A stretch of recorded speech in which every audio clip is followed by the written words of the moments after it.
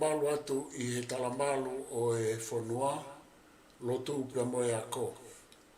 Pia kou whatulou ki he kilukilua o e tae mahakurea i he iai. Pia he whoke ku whaapa ki he kakaitupu ai Fonuan, te whito ki he matakari nāna wala, pia me nāpuri i Kempelani, pia pehe ki he taraka ki si Sene, o ki ai e ku whaafe ki he be Pongpongini, Isileli tui tavoki, pia me he Komiuniti Tonga ai, mo e maananga Tonga i Sene. O kou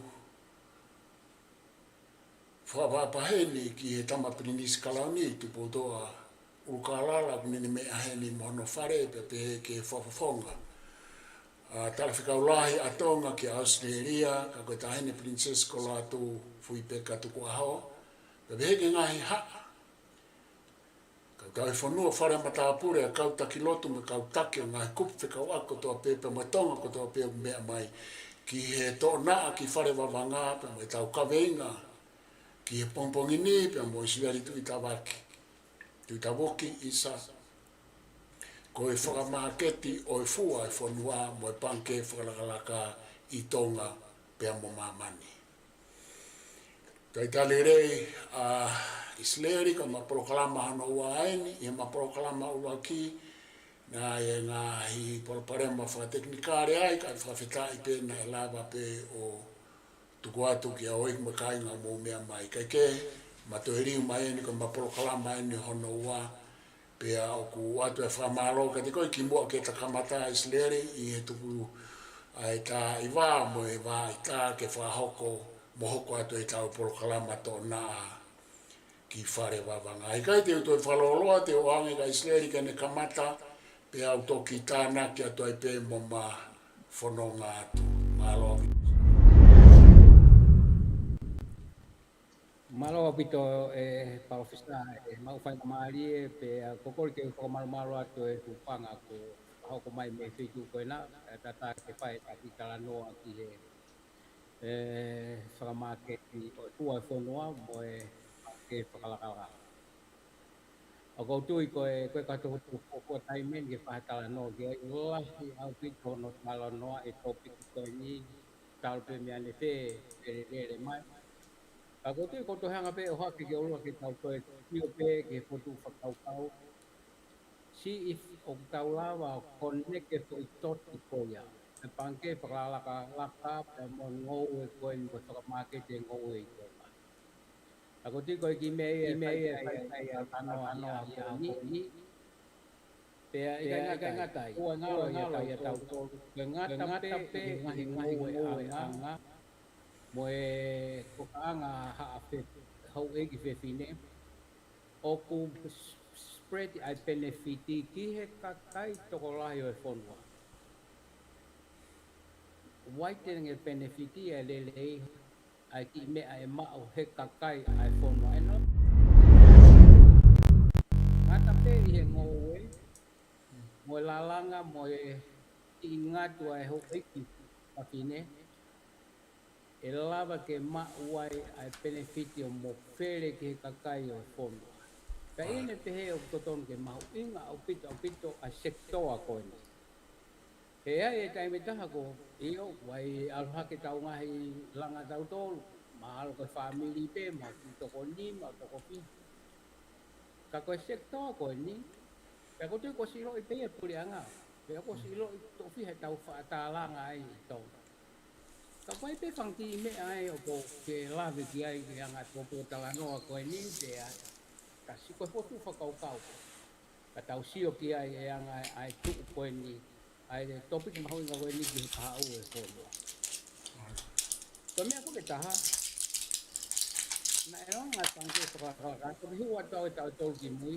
Ka nau rau hipo pe ai tō wholofola e nea fio ke Pangike Fakalakalaka. Ai ke tupu. Kalanga pe ke mo hanga totongi ho mo whakamore, ko break even ai whakamore, ko me veu whe mao he pure anga me Pangike koe. Ai a ko hono whakarea e tangara. Ko ne lava pe koe e to tongi koe ai uka more ai panke pe a fika i nei ai tupu koe ai interest rate ai panke whakatahai a moe whakamore pe ai lava lewa ke koneke fo i toti ulua kia. O kui kai ke mauinga tō whorofora he tō whorofora ni a fio ke mo o mo tolo ai e panke ke tupu. Ke langa whakalakalaka aka ekonomiki ai Fonua. Pe koe poinia, pe koe tō whorofora mahuinga o pito e. Ka koe kai me kaha ko tui o ko ki i ake uki ata po uri ai fo i tawhaaki koe ia. Pe a koe ke wilau pe koe ha. Ka koe me ea ko pei ka koe ke whai kia i tātata noa i he whiawhini. Si i fui kena taha o mawhangati i whakodu whakaukau. Ki he whangati i mea ni heni, ka tau sio i ai. Te kamata ki. Malo pito, Isileli. Ko tui ke omi ai fufua poini o hulu koe ni. Poini a ko fie tānake atu pe ai. Koe ngoue. Pea mo e nima mea a hui ki whawhine. Koe ngoue ki tōkanga mo e nima mea a ki wharehanga a hui ki whawhine. Pea ko tui ke uhinga o kaua toi pe mo ngātai. Ai mauanga mo ui. O kuwau ki he pē seti pe koe mei toko lahi kaha o i kakai o i Fonua. Pea koe fui whakawai ai a koe o ku kamata koe ke ne taki ki tau tolu e Isileli i ho hulu koe ia. Ki he mahu inga o i fua o i Fonua. He ku kau atu ki ai mo e nima mea pe koe lālanga ai ho i kwhawhine.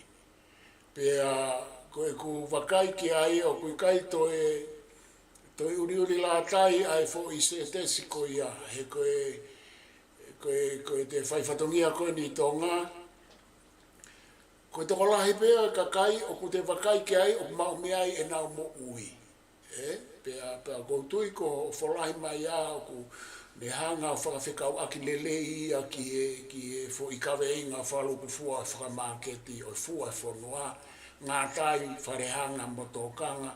Pea pehe foki ki he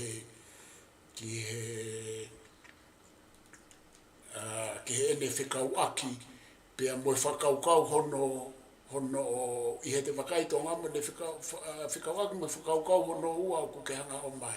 E tō whorofola e tamatui, ki mua ke whawhoki atu, koe tō whorofola mahu inga ia o ku i kai ko hakau taha, ai whakakaukau e panke langa Fakalakalaka, whakatupu pa anga o hange koe ngā e pisinisi anga maheni.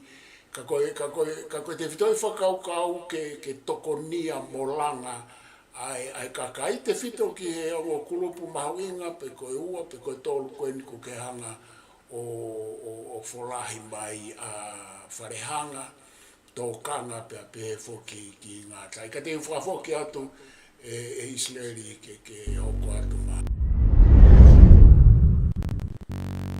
O koutu i o kulahi a pito pe ai talo e lele mai ai potunga ngowe.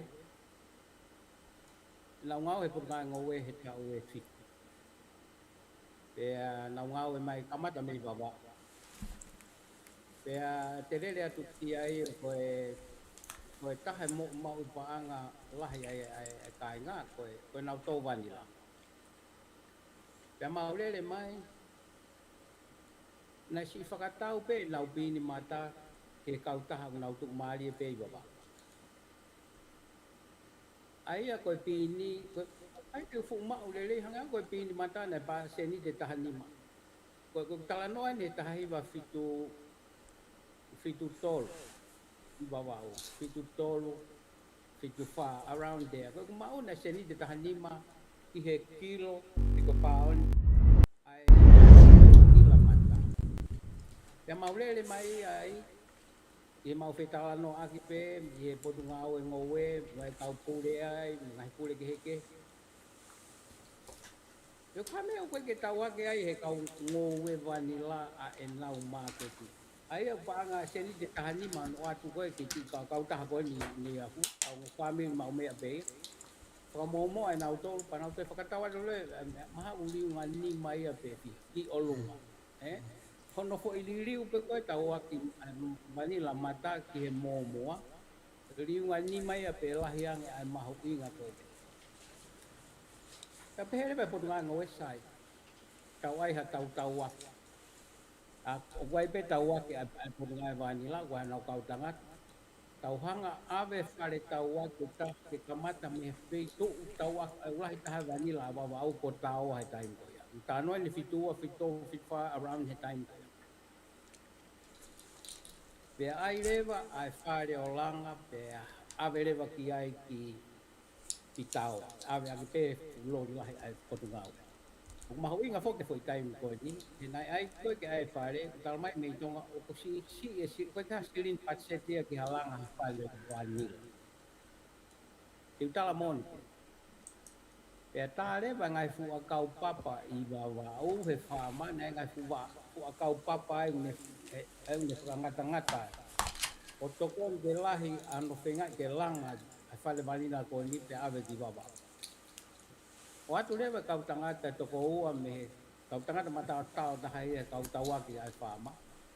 O nofo ke ako kau tau vanila ma kau to vanila baba au. Ke nau ma taua pa nau poto ho nau taua ko hinga ia ki fare taua pe nau taua a ko I nau tolu te nau whakatau pe nau pini moa hanga ton te poate ko nei wawau ko fufu taimi ke ma o hataha wawau ha panga taha mano tupu pe me he ngou fufu taimi panga taha mano tupu me fua a ene ngowe ai a koe wani. Koe whanki ma furia koe o kuhinga ke tala noa koe pe te tau rāwa toe toe whakakau yang ha whonga. Koe tau nofo pe koe taimi koe mea ta tau ai pe ai pehe pe ia ai pe ia pe akuha pakuha. Na koe toe mea e taha. He foi tala noa koe ya. He kapai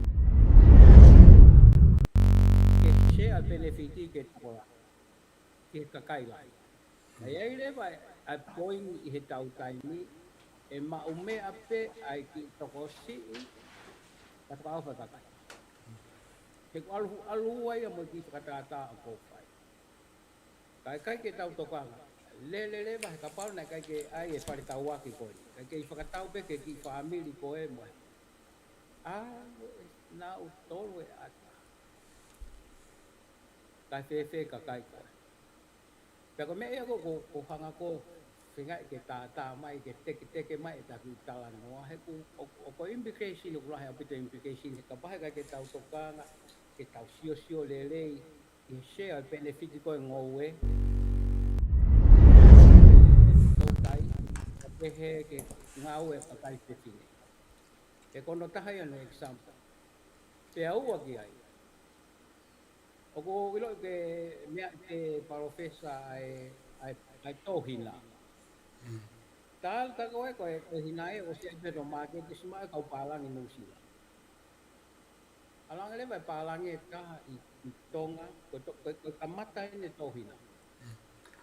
Pai ho le whakawhepumi mai ha. Te alang ele vai ke kau pure banke. Pai nau tala noa ki he no moi ha angai. Ta koe ko se ai pe fu Maketi'i oi hina. Ke ilo e tau tolu tau.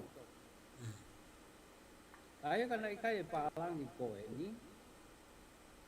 Ai ka no. Ka ko toki mau ki mui. Ka koe vai ia e go hinga e Fakamaketi'i ka tala no ke ai he pom. Pe ko whakakau wau ke mea tatau pe koe o hina.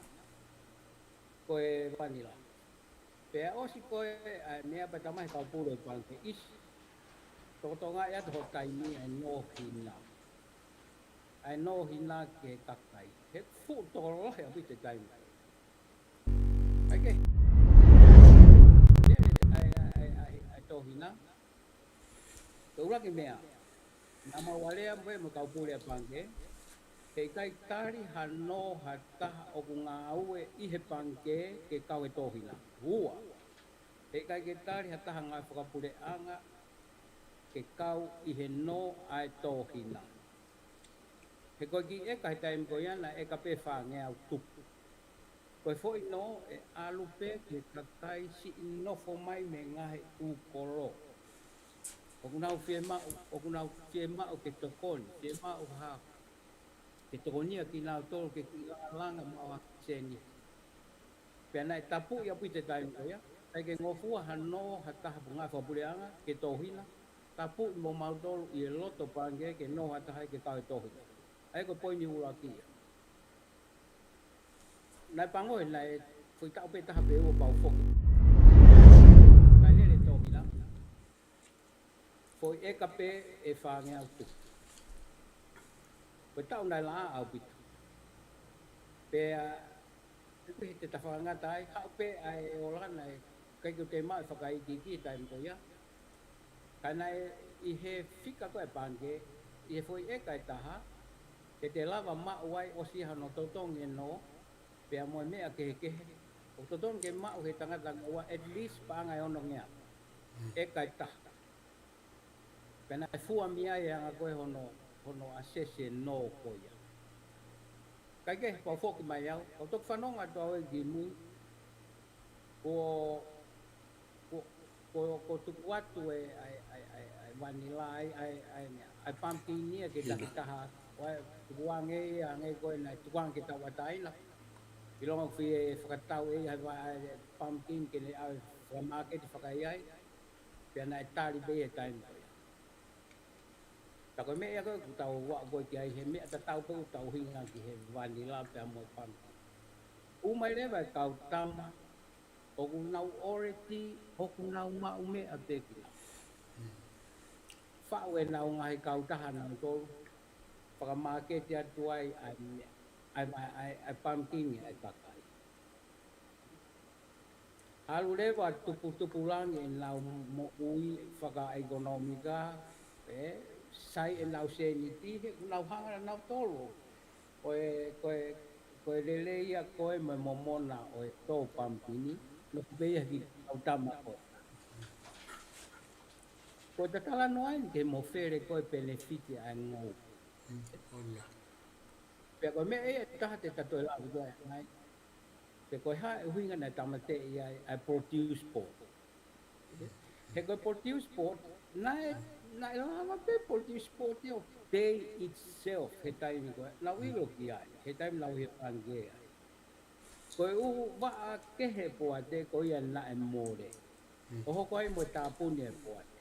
Kakapana e mo ui peta whaaka, ko nau tolu te nau hanga siofi lelei, Fakamaketi'i lelei, pea share lelei e benefiti koe. O ngahi mea o Fakamaketi'i i Tonga. Te ki ngata tuai ka ke ki la. MALO, oku alu beke toi whakamawhana ange ka Polokalama. He o whakaukau koin, oku ke hanga o mai, pea oku asmai ke te au, o te na te eki ke lava o whakarerei, ai u whakaukau ko iahe ko hiri, pea oku hoko mai pe o au mai ke ahon. Pea aku kei palopare mare vai tau talanoa ke fua e Fonua, i hono Fakamaketi'i, pea mohono oange ai whainga maarie ki he ke tō ina. Na ke ua kanga o mai ai whaatata ki mua i talanoa ki wawau, pe mo talanoa hono ua ki he huu mai koe ai hina. Ula ki ko talanoa ki fua ngō ue te whito ke vanilla, mo talanoa ki wawau.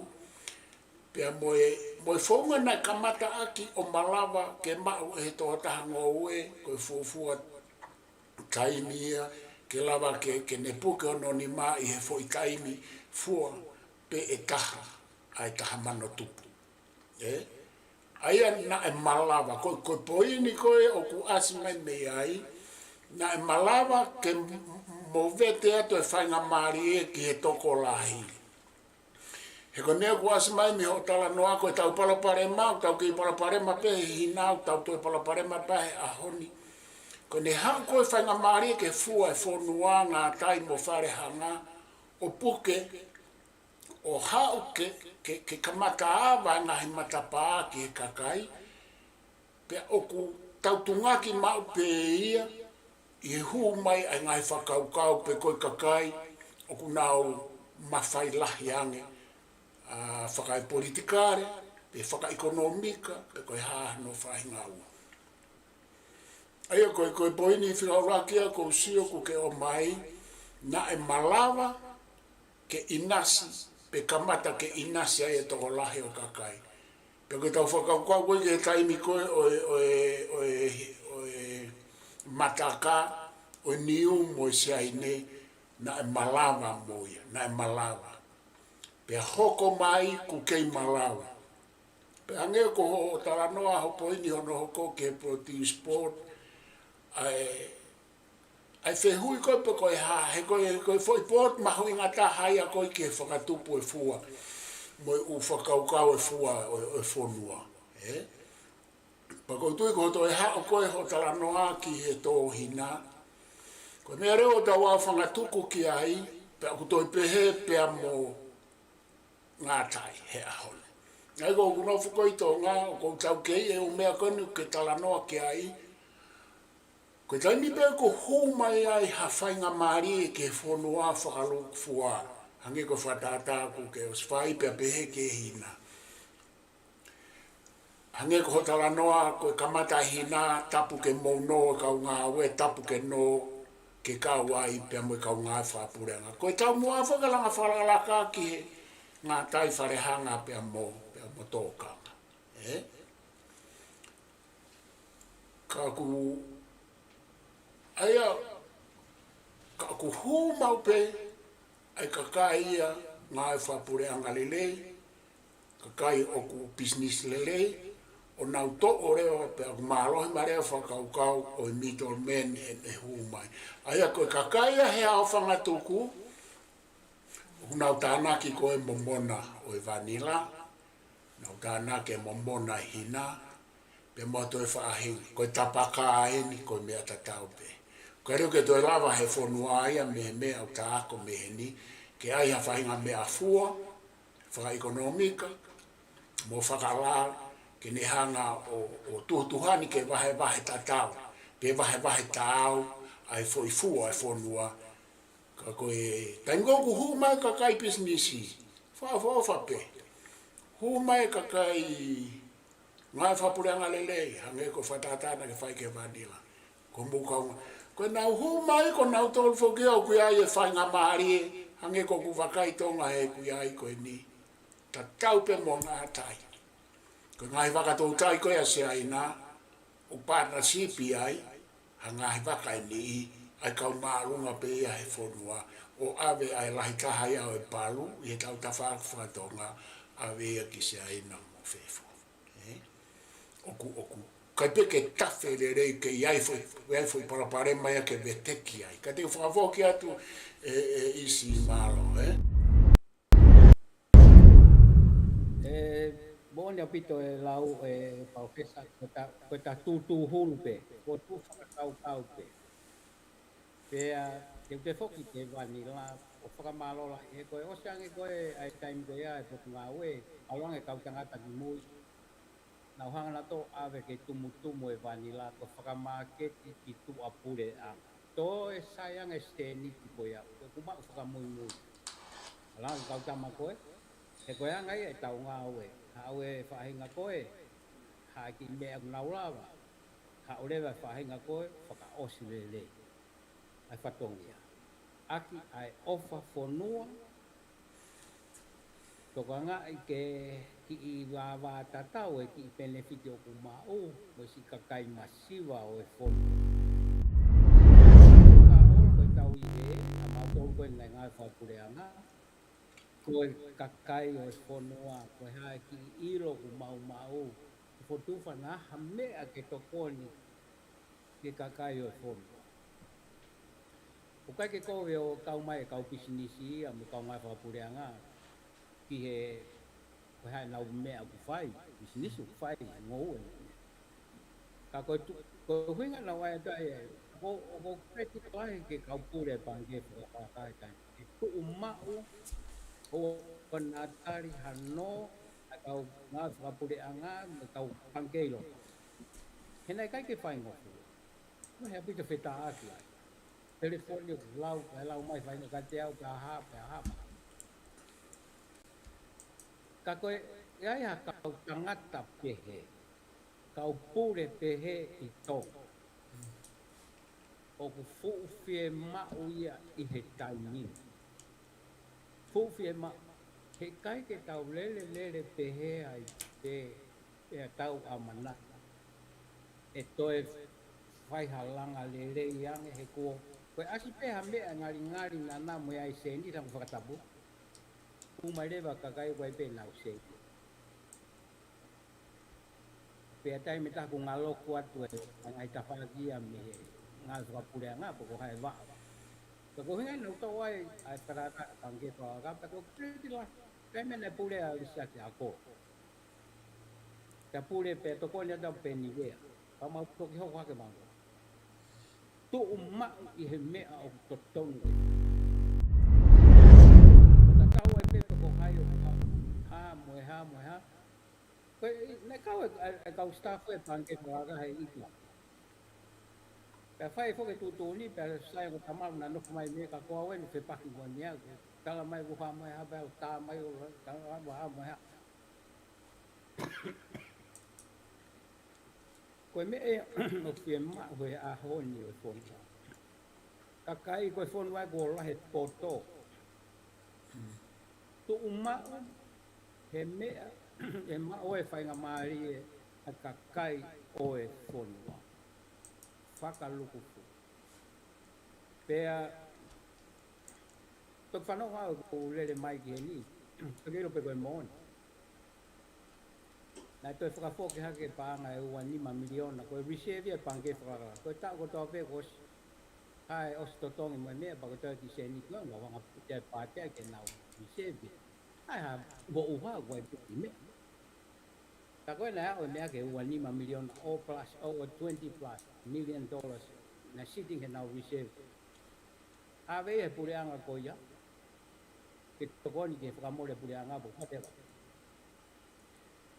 Te ta whoki ke mea koe na lawe ki ai tō wholofola ai ene a.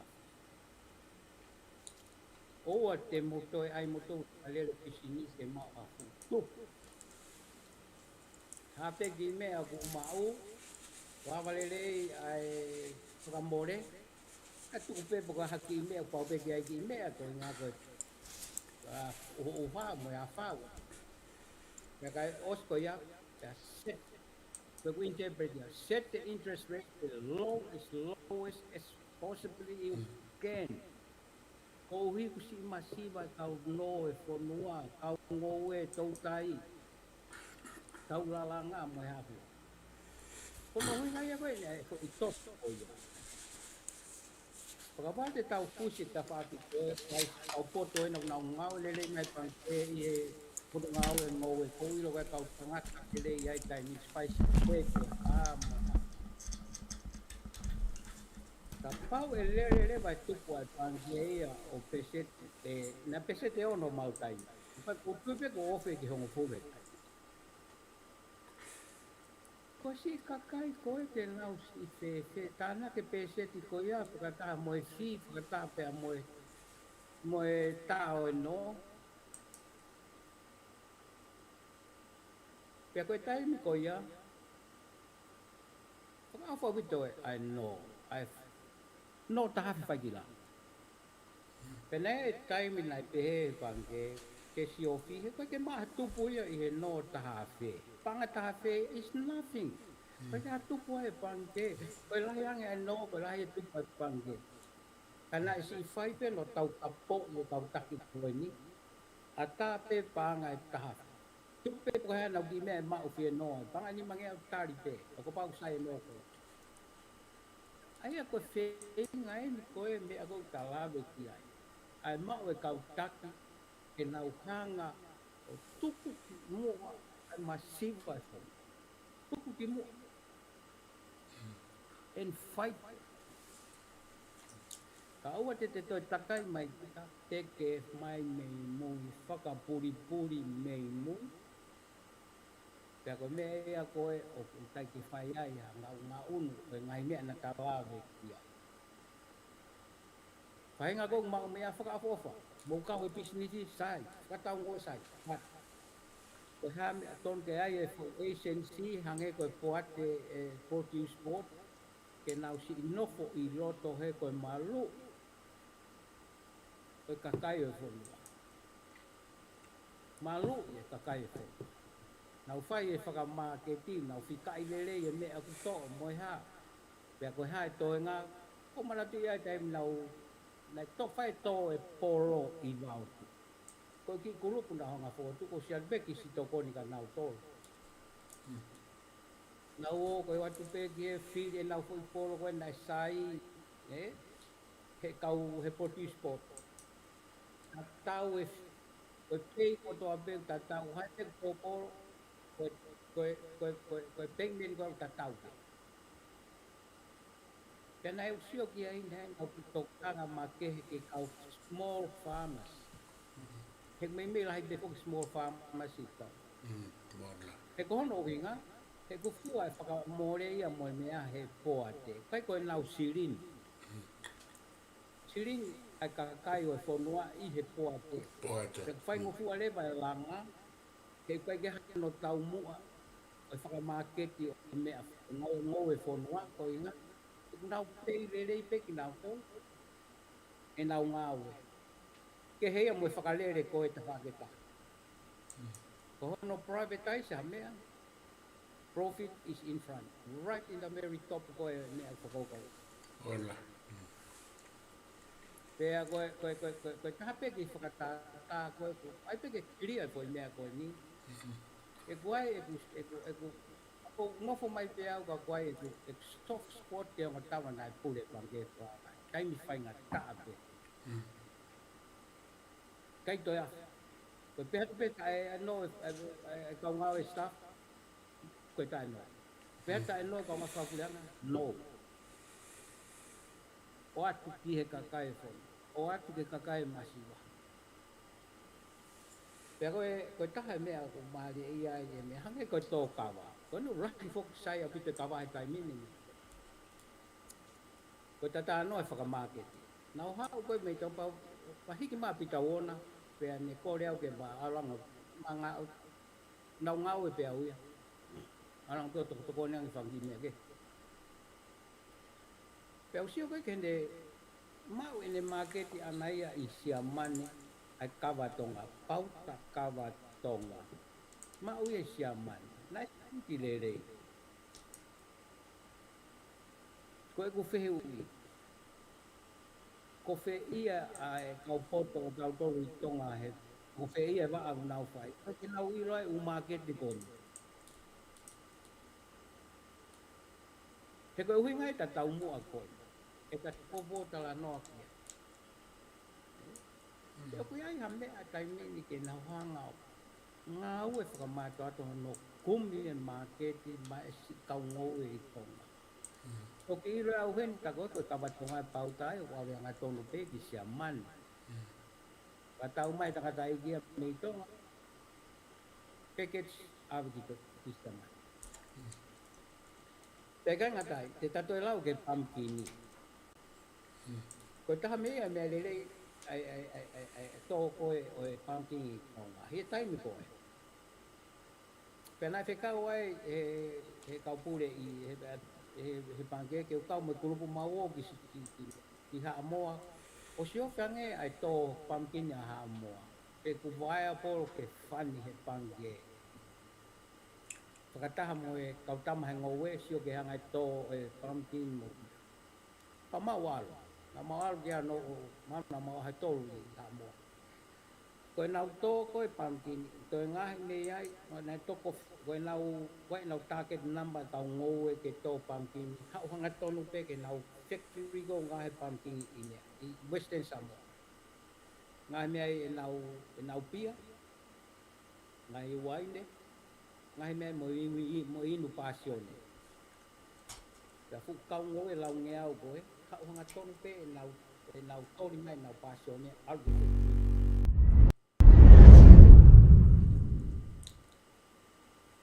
Pea e taim koe a mau foki mai pa teke mai ka pule Pangike isi haha e whakafuofua. Ana wal pēr nopo pe i he Pangike Fakalakalaka koe a haa moa. Matala no mo kau tamako ia pe anga koe funding mo tai kokonge no mo hapo. Pau tau kai good chance. Te lau peo vai po e mea koe ni. Ka pau ke whai tala no me potu nganga we, ko pau ke maa tāke tika ke rere fumisi ni, ke aha ko toa pe, ke ai pasione katu ngā mai. Koe polo pare maa pe. Ko mea koe ke funding o sai pe ia. Pea mutu kua, ko inga koe koe tawhaaki koe ia, koe hame nai hoko i he tawhaaki koe. Nai teu pe kau pure e Pangike ke pasio i ai no funding mai haa. Ta koe o wai penga hi mea pe, i loe ngai whangaki Fonua koe. Heiro, ka pana toi aha ngā o kia ki nui. Ka te ngata hai ka tukatu koe, Professor.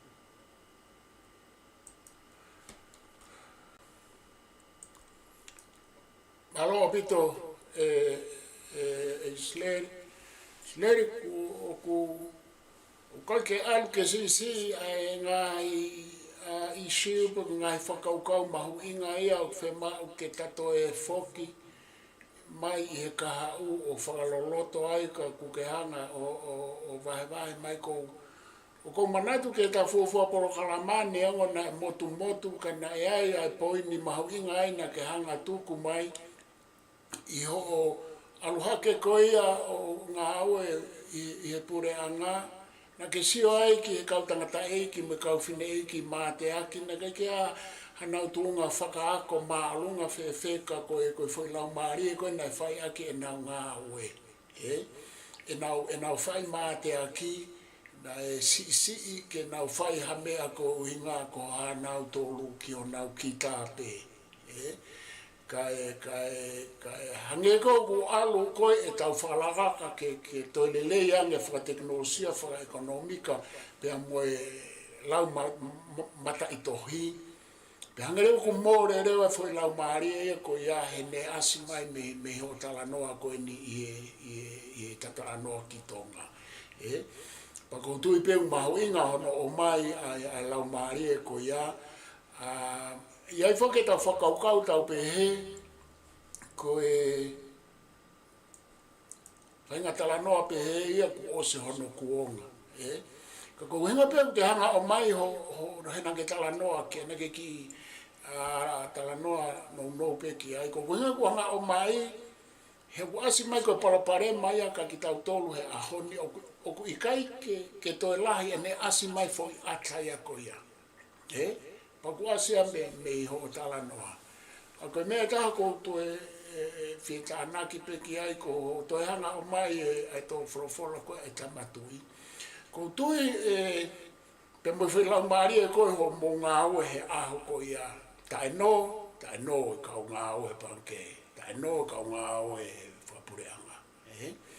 Pau koe whilau maari e taha. O koe ka uhinga ia hange ko ke toi whamahina mai koe ai ke whabobula e kau pisnisin mo e kau ngā whapureanga mo e mea mo e kau ngā aue Pangike. Ka koe uhinga whoki ko uhinga koe wahe wheinga ke wahe tāu ai mawanga mo ui koe poini ia i he langa Falevavanga. Pea koutui koe poini koe na ke te whamanata mai koe ke he tamatu i koe fui whakaukau ta tāu. O koe whakaukau ke whaka lo matolu hama o mea ahato kosi. Koe whakaukau e tu ia na me angai whaka socialism. He uhinga i socialism ke wahe atu. Ki whakaluku fua. Lo tonga koe langa Fakalakalaka na ke o mea poini mahu inga. Ko ne awhe pe ke he whakapisnisi ku tau tala noa tau tolu e fo i e ria ke o whakatupanga. Pakotui Isileli vlahi au pito u mea ia u hau ka te whanau pe he alu pe te tato e whefoki aki. i ngai whakau. Nā e poine tāna ke o mai, ko tui mauinga upito ke whai tō kanga ki ai, ko hanga whakawhai ke hei mai, ai ngā ue whakapure a ngā, ai ngā ue whaka-private sector, whaka-business, he taimi u aluhalo ai wahe o maonga mo. Pea moe hau ki he ngā ue koe whikau aki ai ngā he poa te, pea moe langa o e whakalakalaka. Koe whai ngā e whapure a ngā e monoanga mono tau mua ku kehe. Koe poa te ne hu mai ia, i he malumalo e paanga tuku hau e kakai, ko inga ke whakawhaingo fuai e toko nia e fua e Fonua ngā tai mo wharehanga. Koe foi area ke hea, pako ne hu mai kau businessi, koe uhinga kau tau sio ai, o kusai pe hu mai kau businessi. Ka koe nau hu mai o koe e nau mo uia, nau tōru uia, o kuke hea mo e fui whakaukau koe o poa te mo e langa whakalaka. He kuna nofu nau tōru he whakatupanga. O kuno whate po a te me kakai e whi mau ke whono e kulo. O kai ke na, pako e winga rewa e whai tō whola e tu i. O ku whenga mai tu i ke tukuanga e pure a ngā ki hema, tukuanga pisinisi ki matau, ka tau ai loto, ai po a te, ko winga na ne whuatu ai po a te, ai upo a te he ka mataanga, ko inga he koe kakai, he koe ke ngā aue kakai ea ke whakatupu paanga, ngā aue kakai ea ke whono e kulo. Toki whikaua mai ka ea se niti ai ke whakahu ko whakatupu paanga.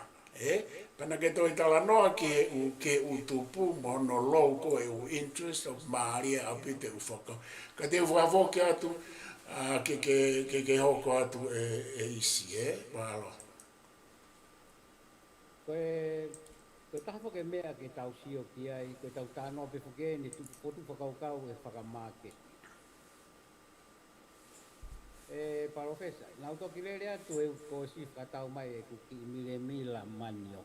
Nai panga whase ni te ni mano. Pakulei polo ai koe manio ke mei Tonga. Pea, pau e wai ki tāhine mani o ku kauhora kau me ko tāng ko manio ke ni mei he ni manio ke. Ani ko ni tuai koe manio ke Tonga. He mila. Pea tamai ke uilo ka wai manio ke ni hau me Indonesia. Manio ke Indonesia. Koe ku whakapapau ka manio ke Tonga. Wa pe ai inisi taha ki ko ki konga manio ke nai top ai nai me ape kau boia. E kai ka manio ke Tonga ha whangi mea ko ia kau e. I mila whakatau ko ni. Ka kulei polo ai koe manioke. Koe manioke Tonga. Ai koe manioke koe tui koe manioke me whitu ke o ma Fonua. Pea lei polo ai koe manioke Tonga. E taka manako ai manioke Tonga. Pepe mai manioke pisi. Ko hao lewa whakakaukau ki ai. Ke hanga koe o whakatau manioke. Moe talo i Tonga. O ange i he. O tukupeia ke takitaha. Tukupeia ke takitaha whaikeria e ni whakatau e ni manioke mo ni talo. E tuku mai ki he ni toko sila ko ia pea. Peko mea koe o ku hoko in between ai. Ko inga koe tae pau koe ngahi alea Fakamaketi'i. Takitaha hendong pe en mea. O privatize pe foke ai manage ko ia. Manage koe o te whakatau te talo, ai bete konteina, whakok mai ki heni, pa te hao, te pore kore ho.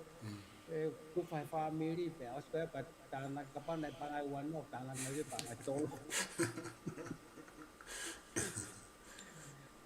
He kai ke seti ai Fakamaketi'i koe, ai si ngō, koe uia toke, kuna pa, koe ka kai eni, nau la anga moe ua si whai huo e nau ngō e, uta. Koe kakai ta talanoa ki ai i he manioke mo e talo mo mea koe tuku mai ki he ni. Pea kutuanga pe ke takitaha, area i pe me hama mo ni. I taimi koe na mau i e ai, hanga Pangike Fakalakalaka ne ako to pe na fleti u container wa ki muri kai tok totong ai ako to ai ni ai fleti na o se na fakatau na mal totong de na no ka kana lam sam repayment ai aki pe o se fakatau na le o si ko kwai me ape ko pe la ke he ma ki to u aki somehow somewhere di pula ke na kita mai me ya me Tonga ye tangata malu nga pito bang kung apela ke fakalele ha ai ka ngai ko ha container ke mai me kai a Tonga ki patok fakatau ai me ai pule anga ai fakatau ai si pule anga pe mo lori ke tiri vai mai pena ko le fakamole kai te ula kono winga ko pas ko sino na mau ngau ko fakapi ko fai ke ka tamalala ko sino fe un pe mo ko fai ko full peleti pe mau api pe mo tafi holo mau lo to fale pe mo ko veve pe mo pana ule hanga tonu pe o fulahi ka te au ia ka tongia ko kai kumi atu hata pau talange bakai ke kamata inu sil bakai anu sil ko tolah yang kakai ai tolah yang kakai pe toko skapa to bakai ma asteria me kai ula ki bakai anu sila bakai ke lava me ai ya kai ke lava ya ka ko same idea ko ya ko tu ko no a ke to fakakau kapai kamata inu sil Porque mego na uhingai ke poate fo i akau ko kinau tol ka ke hapes agency ke nau kamata me ape ka ko poate well funded kau tangata lele o ku kai ke ai no ai ka kai hu ki ai kau pure ka kai fa potopot kai mi ko poate ko tama poate fa muy ta mo tu ko no mani bak kau tangata ia ko mai kina lea ke ngai ngo ko ko kai ke nau mo ui ak ki nau tol nau mo ui ak ka fatongia ke ka kai fonua ka kai ke he pe ngau le mo nau kau ngau ko fai ngala mari e ak ko ko alu pe tai mi mo le ati mo na tawa ko to pe Tako tau foki atu, alu lewa e lakangai alu ki ata he ka nofo ka kaila. Mare. Tolu ke tau ako patau ai e tau ako put in ki he ngau e patongia o ku fai. Hanga whakamauraro. Eke ka kai masiwa ki olung. Ke fai to tono e fai tongia. Pea kutui ke ngai kau tangata ia ko mole. Nua taku pau pe ia ke pehe, halanga kono. Pai kau tangata lelei pe ia taimini ki Tonga. Ka koutu kwa tepeo ke kakai Fonua ke nau sio holo pe nau ilo ange kakai. Ko e whaka anau a pe na ato e lahyange lau maari e ko ia. No mani waka mo mea. I Fonua. Ke to koni ke kau masiwa. O kau ngowe. Te kunau whaka off. Pagapau e whai ka agency te he i New Zealand. Tau pe ko New Zealand sai tau tola ka pai. Pai aha no ko. O tau mea koni o whai koni o mai tangai o wha tufa hen tangai hen o tuku. Te tala tu pai pao pes. O te ai pe o maua pakoa pe ku i apini. Tabu ai pe ia ko inga ko e si o mai o. Ka ko te polo pale mai tahi ka. O mai e futangai ko lo tonga aisi. Ka pau na ofa pe a mila. O kange ko sai mila kilo taha kilo ua. Pato ke whao pe he tangai. Ko i taim kau hao ki heni pa te adu peo. Te ngai maha te ki mila e ua pe tolu. Ko e polo pale malahia. Ko me e utoku ke si ofe Fakamaketi'i ko ne talo pe a moe mani. Mila whaka kilo e ua. Kilo e nima. Kilo e taha. Ke ngai me la la ia ka pau filma. Ko na ke fai o fua e tau watu o mai. Alu ke olunga seni di ka pau panga ba no ke tangai we ha mea. To hi faketa ua no. Ko hi ko mila. Te ko hongo fu. Te tau tari e tau tau muri ko te atu pe o mai de ki mila e ua ke lava pe ki haka honi. Ka ua fa ko. Fa hau fin mo to ako to ko ni mai ke mahiku mea ke ri ki lalo ke lai ki ma ke ki mo. Ko ngai Fakamaketi'i ko uhinga e lava agency ko ia kai. Tau pehe mo pehe mo tai mo mo mai te mau ngai fa ho mo mila ke mau sio ma le fa mo container mo mea to Tonga mo silini tai mindi. Now, kai ka te ia he patai. Atu pe to ke ti o mai a ho me to Tonga mo mea. Ko te tano ai Fakamaketi'i. Hai ma fu. Ma o Sene laki ma o Sene tau e tare Sene ke ma o re ke fai whakatau mo tufa ko ni an tau o tonga lere ai po pale ma whakaofa ma pito. E si kakai, ko ilo au whaatala no me si kakai isi. Nai o mai ko tangai ua no pe ni manoa ko ni. Ma o pe mo mai ki tangai ua noa me tangai o noa. Pai si si kakai. Ai uha ka mo la ai tonga.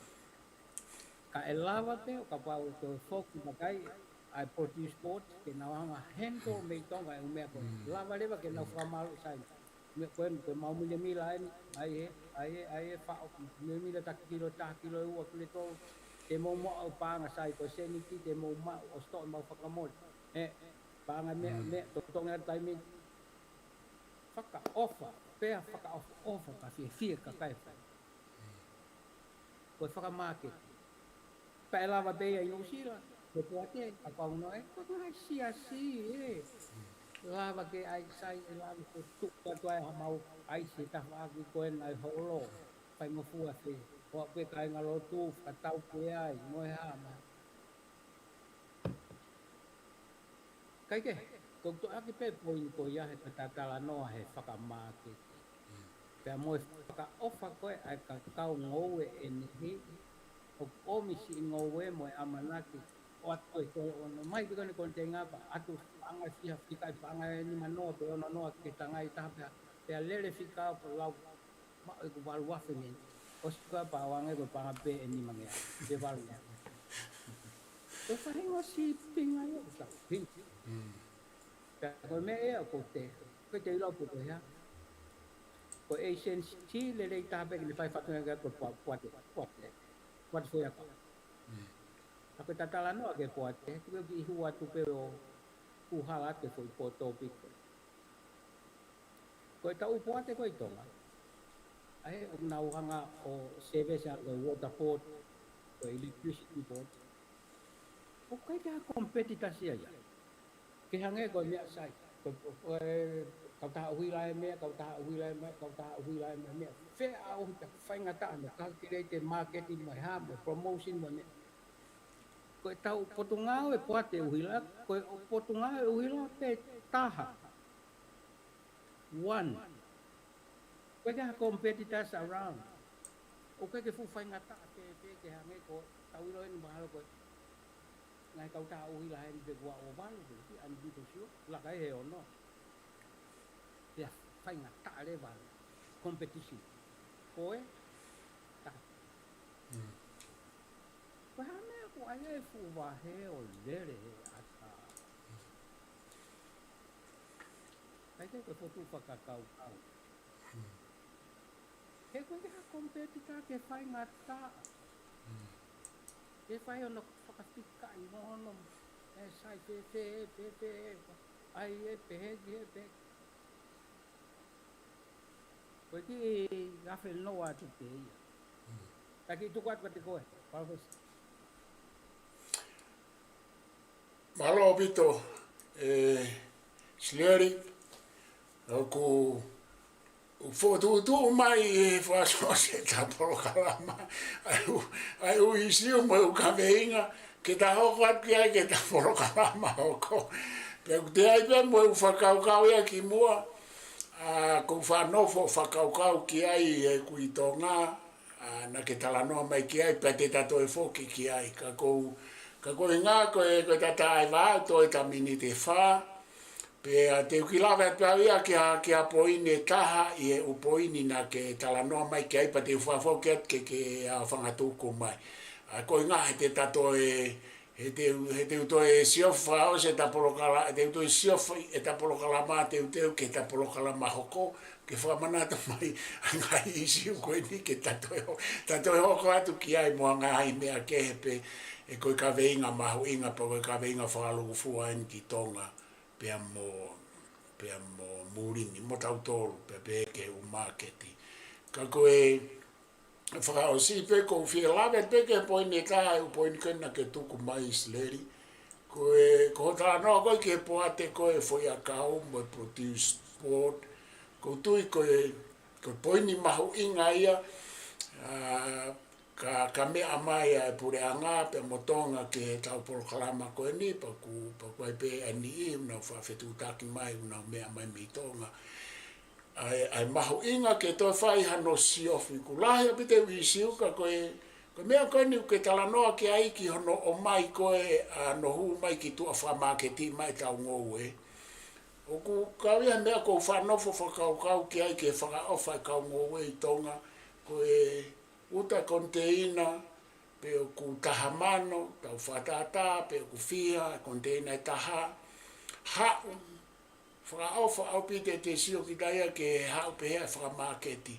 Te kai ke tau lava whakawhai ke hei e tau fui whakawha miri mo whakakai ngā i e hu e tau koloa ki mori. Ka koe hinga whaki koe pate fui a kau mahu inga ke ai e ume a fua tatau ki he konteina koto ape.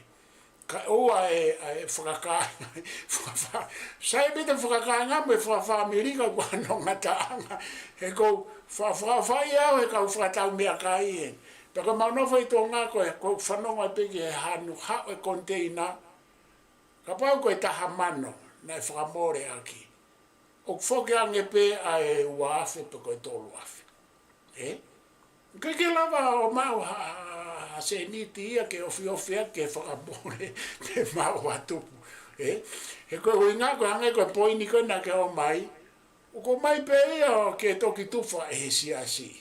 Pea kui kai ke aha whainga standardized principle hangi ko tānoa ki tanga i mea kai. Ke o mai mila, o mai o hangi ko hu mai o ko loa whakalaka o pita fisi ko tau sio. Ki fisi mo hao nau whalaka ke senture taha e tau tolu e tala noa ki e hua Fakamaketi'i e fua o e ngowe.